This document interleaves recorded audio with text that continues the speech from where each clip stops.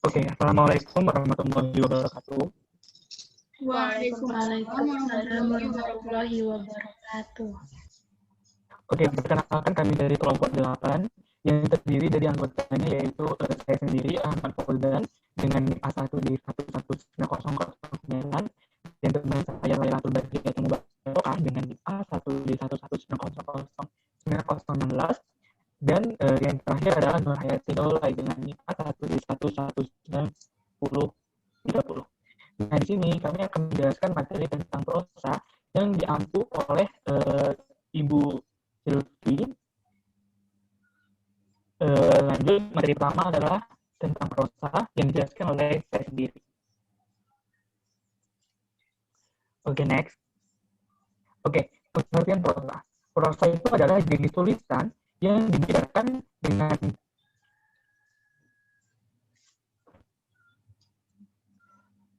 prosa itu adalah jenis tulisan yang dibedakan dengan puisi sebab variasi ritme yang dipunya lebih besar dan bahasanya yang sesuai dengan arti leksikalnya.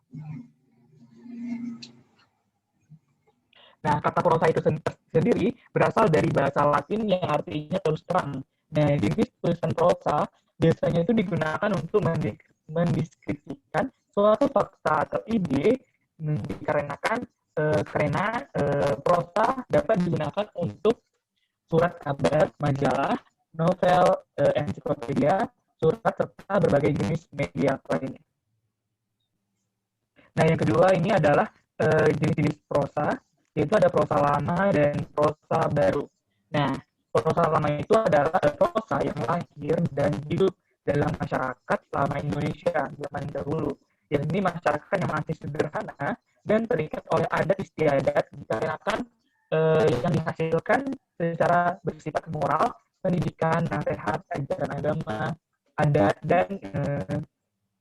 dan cara tulisan tidak terikat oleh aturan. Yang kedua adalah prosa baru. Nah, prosa baru ini prosa yang mengalami perubahan dan diciptakan pada masa sekarang. Nah, umumnya prosa baru ini diketahui secara pasti nama pengarang tersebut. Nah, yang selanjutnya adalah prosa menurut isinya. Nah, prosa menurut isinya ini terbagi menjadi dua, yaitu prosa fiksi dan prosa non-fiksi. Nah, prosa fiksi ini prosa yang berupa cerita, rekaan, atau khayalan pengarangnya. Nah, ceritanya itu tidak sepenuhnya berdasarkan pada fakta. Yang kedua adalah prosa non-fiksi. Nah, prosa non-fiksi ini adalah karangan yang tidak berdasarkan rekaan atau khayalan, tetapi berisi hal-hal yang bersifat informasi. Next-nya adalah ciri-ciri prosa. Nah, ciri-ciri prosa ada 10. Yang pertama adalah bentuk bebas. Nah, yang dimaksud dengan bentuk bebas ini adalah prosa memiliki bentuk yang tidak terkait bait, rima, baris, dan bentuk prosa umumnya itu dalam bentuk rangkaian kalimat-kalimat yang membentuk paragraf-paragraf seperti dongeng, tambok, hikayat, dan sebagainya. Yang kedua adalah bahasa. Nah, bahasa dan prosa itu dipengaruhi oleh bahasa lain, baik Melayu maupun bahasa Barat. Yang ketiga adalah tema. Tema prosa memiliki tema sebagai dasar masalah yang akan dibahas istana, sentris maupun masyarakat sentris. Yang keempat adalah perkembangan. Nah, perkembangan prosa dipengaruhi oleh perkembangan masyarakat yang statis maupun dinamis. Yang kelima adalah pengarang.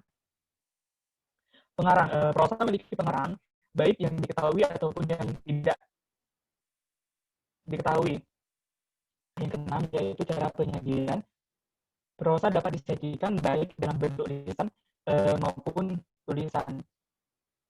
Yang ketujuh adalah pesan atau amanat. Prosa memiliki pesan moral yang akan disampaikan kepada pembaca atau pendengar. Nah, yang selanjutnya itu yang ke-8 yaitu urutan peristiwa atau kejadian.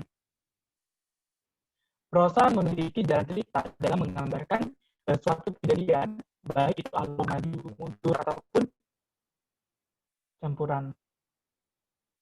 9. Tokoh cerita. Dalam prosa menggunakan tokoh, baik itu tumbuhan, hewan, maupun manusia yang akan diceritakan di dalamnya.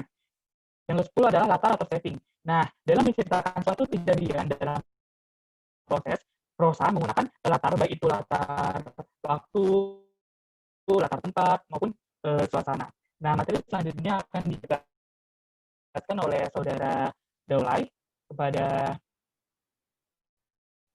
Saudara Daulay, dipersilakan. Saudari maksudnya. Baiklah, selanjutnya ciri-ciri prosa lama. Ciri-ciri prosa lama yang pertama yaitu bersifat statis. Prosa lama memiliki bentuk yang sama, pola-pola kalimatnya sama, banyak kalimat dan ungkapan yang sama. Tema ceritanya sama sesuai dengan perkembangan masyarakat yang lambat. Kemudian sifat yang kedua yaitu ciri-ciri yang kedua yaitu diferensiasi sedikit. Cerita lama pada umumnya merupakan ikatan unsur-unsur yang sama karena perhubungan beberapa unsur kuat sekali. Kemudian yang ketiga bersifat tradisional. Prosa lama bersifat tradisional. Kalimat-kalimat dan ungkapan yang sama terdapat dalam cerita yang berlainan. Bahkan di dalam satu cerita juga sering diulang. Kemudian ciri yang keempat yaitu terbentuk oleh masyarakat dan hidup di tengah-tengah masyarakat. Prosa lama merupakan milik bersama, yaitu menggambarkan tradisi masyarakat yang lebih menonjolkan kekolektifan. Hasil sastra dalam kesusastraan lama tidak diketahui siapa pengarangnya. Apabila dicantumkan suatu nama, itu hanya nama penyadur dan bukan nama pengarang yang sebenarnya. Sebab cerita lama itu hidup di tengah-tengah masyarakat yang diceritakan secara turun-temurun. Kemudian ciri-ciri yang selanjutnya itu tidak mengindahkan sejarah atau perhitungan tahun. Sejarah menurut pengertian lama adalah karangan tentang asal-usul raja dan kaum bangsawan, kejadian-kejadian yang penting tanpa memperhatikan perurutan waktu dan kejadian-kejadiannya sehingga alur cerita sulit dipahami. Nama-nama tempat terjadinya peristiwanya juga tidak jelas. Kemudian yang selanjutnya, bahasa menunjukkan bentuk-bentuk yang tradisional. Bahasa bersifat klais, bahasa dipengaruhi oleh kesusastraan Buddha dan Hindu yang sulit untuk dipahami dan dipengaruhi bahasa Melayu. Banyak memakai kata penghubung yang menyatakan urutan peristiwa. Misalnya, harta, syah, dan maka, arkian, sebermula, dan lalu. Banyak memakai bentuk yang sehingga terdapat banyak pengulangan kata. Misalnya, kata sahibul hikayat. Ada sebuah negeri di tanah Andalas, Palembang namanya. Nah, banyak sekali memakai inverse. Misalnya, Syahdan, maka bertemulah rakyat Siam dengan rakyat Keling, lalu berperang. Lalu diceritakan segala kelakuan Tuan Putri dengan nahkoda itu. Kemudian ciri-ciri yang selanjutnya yaitu istana sentris. Ceritanya mengenai raja-raja dengan istananya, pemerintahannya, orang bawahannya, dan lain-lain. Tidak pernah menceritakan orang pada umumnya. Bila ada yang diceritakan adalah orang yang luar biasa. Misalnya orang yang sangat dungu, atau yang sangat cerdik, dan orang yang selalu malang. Kemudian ciri-ciri yang selanjutnya itu bersifat lisan. Maksudnya di sini adalah disampaikan dari generasi ke generasi secara lisan, dari mulut ke mulut, meskipun ada yang disampaikan dalam bentuk lisan. Kemudian ciri-ciri selanjutnya adalah sifatnya fantasi atau khayal. Hampir seluruhnya berbentuk hikayat, tambo atau dongeng. Pembaca dibawa ke dalam khayal atau fantasi. Kemudian selanjutnya adalah tokoh yang digunakan adalah manusia. Kemudian selanjutnya adalah amanat atau isi atau pesan. Selanjutnya adalah ciri-ciri prosa baru. Pertama, bersifat dinamis. Prosa baru bersifat dinamis yang senantiasa berubah sesuai dengan perkembangan masyarakat yang cepat. Unsur-unsur yang membentuk prosa mengalami perkembangan dari masa ke masa. Kemudian yang kedua, masyarakat sentris. Bentuk roman, cerpen, novel, kisah, drama yang berjejak di dunia yang nyata berdasarkan kebenaran dan kenyataan. Pemuat prosa baru dinyatakan secara jelas dalam sehingga prosa bukan milik bersama masyarakat, namun perorangan. Kemudian tertulis. Prosa baru bersifat tertulis yang disampaikan dalam bentuk tulisan. Kemudian ciri selanjutnya bersifat modern atau tidak tradisional. Maksudnya adalah unsur-unsur dalam prosa mengenai hal-hal yang sering terjadi pada masa sekarang. Kemudian selanjutnya memperhatikan urutan peristiwa, yaitu dalam menggambarkan suatu keadaan disesuaikan dengan urutan kejadian sehingga alur yang digunakan dapat mudah dipahami. Kemudian ciri yang terakhir yaitu tokoh yang digunakan umumnya manusia. Kemudian materi selanjutnya adalah jenis-jenis prosa. Pertama, prosa lama. Pertama, hikayat. Hikayat berasal dari India dan Arab, berisikan cerita kehidupan para dewi, peri, pangeran, putri kerajaan, raja-raja yang memiliki kekuatan gaib. Kemudian yang kedua, sejarah atau tambo, yaitu salah satu bentuk prosa lama yang isi ceritanya diambil dari suatu peristiwa bersejarah yang dibuktikan dengan fakta. Selain sejarah, ada juga silsilah raja. Kemudian yang ketiga, kisah, yaitu cerita tentang perjalanan atau pelayaran seseorang dari suatu tempat ke tempat lainnya. Kemudian yang keempat yaitu dongeng. Dongeng adalah cerita yang menonjolkan binatang sebagai peran utamanya. Ceritanya bersifat khayalan. Dongeng juga terdiri dari banyak ragam, yaitu pertama fabel, kedua legenda, kemudian parabel, cerita berbingkai, mite, sage, dan dongeng jenaka. Kemudian materi selanjutnya akan dilanjutkan oleh Lailatul Badriyatul Mubarakah.